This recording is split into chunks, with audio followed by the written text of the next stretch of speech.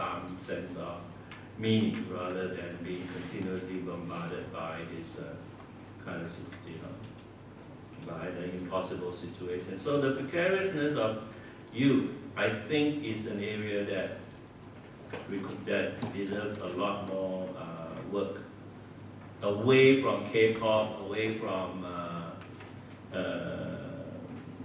all the consumer cultures that have been a preoccupation for a while. And actually, the other thing, of course, is that given the slowing down of the economy, and given that the youth is a one major component of the consumer culture, the consumer culture also will, by default anyway, start to shrink. And it already is. I mean, retail businesses are everywhere in serious trouble. Okay, so to me, that's one chunk of work that, if I have still the energy, I will probably look at. And I actually have started doing this because some of the writings in the last while that I did has been on this return of the political popular. And I have edited a special issue of Occupy movements in Asia that is already available in electronic form in International Journal of Cultural Studies.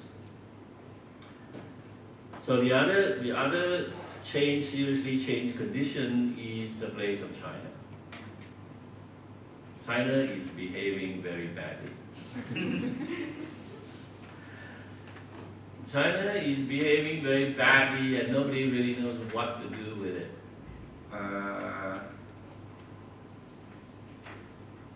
It's no longer, I mean, it talks about this harmonious growth and so on, but it really is no longer, it's not a benign sort of rise of capital in China.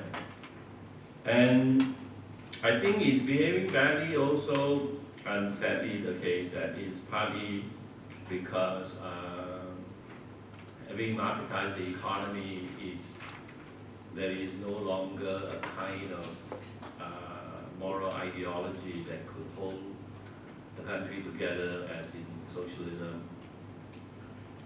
So in a way, projecting outwards is a way of trying to stabilize the potential disruptions within. So we focus the people's attention, the population attention outside. And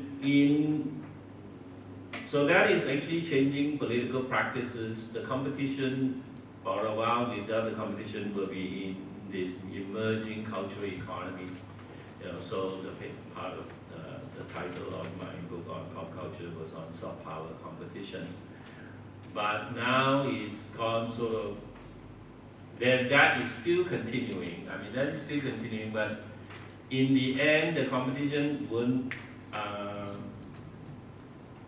in a way, as I said, China is no longer just interested in the competition, Japan and Korea, but is now interested in the global popular culture.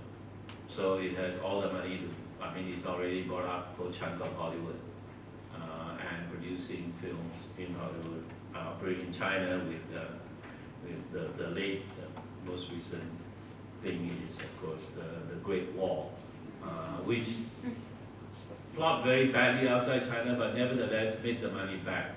It already made $250 million. It's cost $150 million to make.